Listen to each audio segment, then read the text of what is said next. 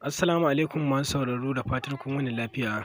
Barkanku da sake kasancewa da mu a cikin shirinmu da karfe 8:30 agogon Najeriya da Nijar, wato 7:30 kenan agogon GMT da Ghana.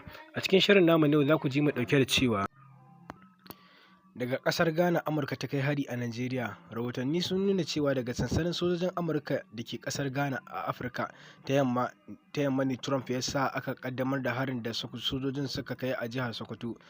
Kafar PR Najeriya ce ta ruwaito hakan daga majiyoyi, inda ta ce Amurka ta yi amfani da makamai mai cin dogon zango ne akan 'yan ta'adda da ke arewacin Najeriya. Kafar ta ruwaito cewa harin ya biyo musayar bayan sirri tsakanin Amurka da Ghana da ma kasar Najeriya da aka kaddamar da harin. Shugaban Amurka Donald Trump ne ya sanar da cewa sojojin kasarsa sun kai hari a arewa maso yammacin Najeriya kan mayakan IS. Gwamnatin Najeriya dai ta ce tana sane da hari, kuma da shawarar ta ne Amurka ta kai harin. Gwamnatin Najeriya ce ta fi dacewa da jan ragamar tsaron kasar. Shehu Sani, tsohon sanata mai wakiltar Kaduna ta tsakiya, Shehu Sani ya ce dole Najeriya ta ɗauki alhaki tare da jan ragamar harkokin tsaron kasar da kanta. Shehu Sani ya bayyana haka ne a matsayin martani kan hare-haren da Amurka ta kaddamar a sassan jihar Sokoto da Kwara a Najeriya. A wani rubutun da ya yi a X, Shehu Sani ya kuma sake nanata cewa matsalolin tsaron Najeriya ba su da wata alaka da addini.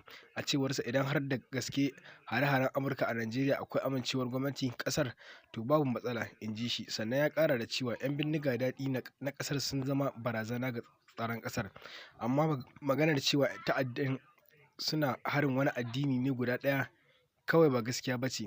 Amma duk da haka, tsaron kasarmu ya rataya ne a kanmu, ba hannun Amurka ba ko wata ƙasa ba daban. Za su iya taimaka mana, amma ba za su iya magance mana matsalar mu ba. Karamar hukumar Ofa ta tabbatar da fashewar bam. Karamar hukumar Ofa ta jihar Kwara da ke arewa ta tsakiyar Najeriya ta tabbatar da fashewar wani bam a garin na Ofa a safiyar yau Juma'a.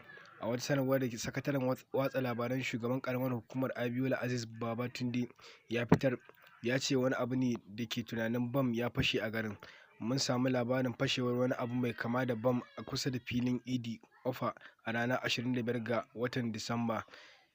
Tuni jami'an tsaro suka rufe yankin. Sanarwa ta kara da cewa shugaban karamar hukumar Suleiman Olatunji Omitunta da mai ba wa gwamna shawara kan harkokin siyasa Femi Agbaje White da shugaban ofishin 'yan sanda na yankin suka ziyarci wurin domin ganewa irin su abin da ya faru. Shugaban karamar hukumar ya yi kira ga al'umma su kwantar da hankalinsu, sannan muna kira ga al'umma da su rika tantance bayanai domin su guji yada labaran ƙarya. A ƙarshen sanarwar ta ce da zarar an kammala bincike za a fitar da cikakken bayani. Wannan na zuwa ne a daidai lokacin da ake tafka muhawara kan hare-haren da Amurka ta kaddamar a Sokoto da Kwara. Yadda harin Amurka ya ruguza gidaje a jihar Kwara. Bayan harin da Amurka ta kaddamar a jihar Sokoto, rahotanni sun nuna cewa an kai wani harin ga garin Ofa da ke karamar hukumar Ofa a jihar Kwara. Kwara jiha ce a arewa ta tsakiya a Najeriya.